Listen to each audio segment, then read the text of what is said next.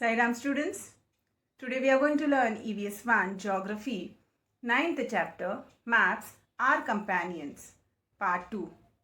Before that, let's take a short recap what we had learned in our previous session. We had learned landforms, maps, different methods of showing the landforms on a map. In it, the first method we had seen was contour line method. Now the second method we are going to see is layer tinting method. This method is based on contour lines. In this method, the spaces between contour lines are filled with color. Each color indicates a specific height. So students, in this layer tinting method, the spaces between contour lines are filled with color. This method is based on contour lines and each color indicates a specific height. Okay. For example, water bodies are colored blue, whereas the adjoining land is colored dark green. Land higher than that is colored a light green. Next higher land is colored yellow and so on. So students, different colors are being shown in this method. For example, water bodies are colored blue whereas the adjoining land is colored dark green. Then land higher the adjoining land is colored with light green. Next higher land is colored yellow and so on. Okay. So let's study the given color index. Okay. Note how the colors change with the height. The colors between the contour lines show up the difference in the physical setup. See map B. So you can see here the colors. So see the color. The first color you can see, that is white, more than 4880. They have shown white color. Then you can see the red color for 3660 to 4880. This is height in meters. Okay, from the sea level. Now the next color you can see, that is orange for 1380 to 3660. Then the next color is light orange, lighter than the first, that is for 600 to 1380. Then see the next more lighter color is shown, that is for 300 to 600. Then see the pale yellow color is shown for 150 to 300. Then 75 to 150. They have shown light green color. The dark green color shows 0 to 75, the height of the land from the sea level. Then 0 to minus 75. Okay, means below the sea level. Okay, so 0 to minus 75, it's light blue color. Then more darker than the first is minus 75 to minus 150. Then more darker for the water. Okay, this color is for the water less than minus 150 meters. So the height is in meters and this indicates difference in the physical setup. Okay. So students, this is the map B, which is showing the layer tinting method. Layer tinting method is the uses of different colors, or you can say shades, to represent different heights.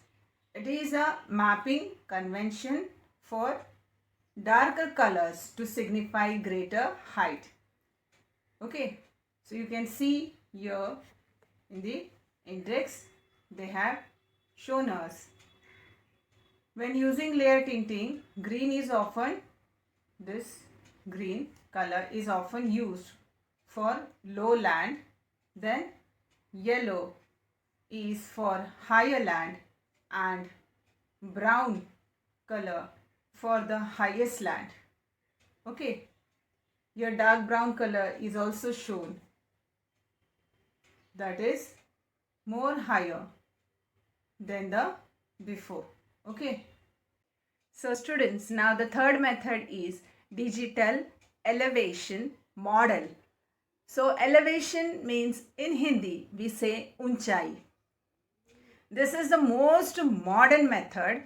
In this, the information obtained through man-made satellites is presented with the help of computers. So students, digital elevation model method is the most modern method. In this, the information obtained through man-made satellites is presented with the help of the computers. Okay. So students, see map C. Okay. You can see a map C.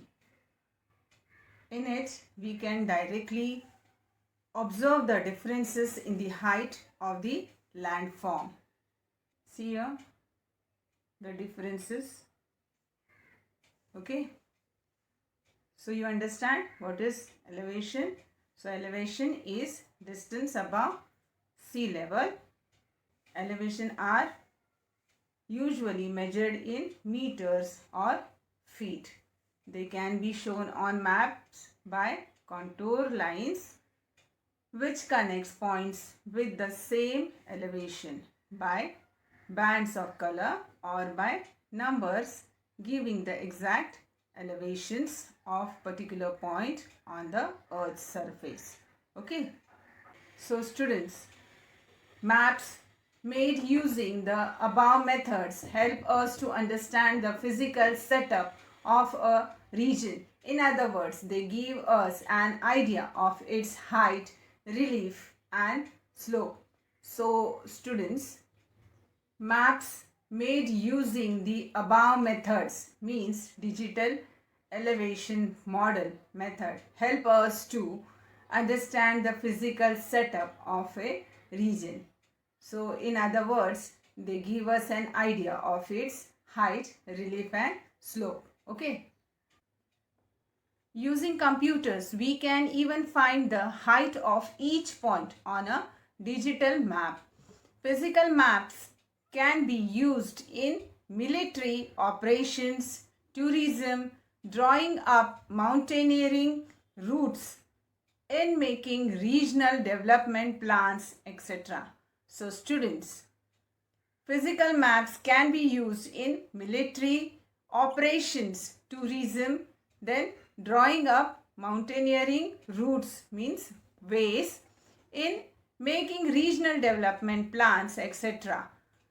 Okay, by using computers, we can find the height of each point on a digital map. Okay, now the next. Many people use maps. Many components are shown in maps or outline maps. If these components are shown on different maps in different ways, it will be difficult to understand them. So students, many components are shown in maps or outline maps, and many people use maps. But if these components are shown on different maps in different ways, it will be difficult to understand them. Okay. Therefore, standard signs and symbols are used to make the map easy to read. These symbols and signs are universally used for specific components. That is why everyone can understand them. So students, these symbols and signs are universally used for specific components. Therefore, standard signs and symbols are used to make the map easy to read. That is why everyone can understand them. Okay. So that's all for today. Sairam. Thank you.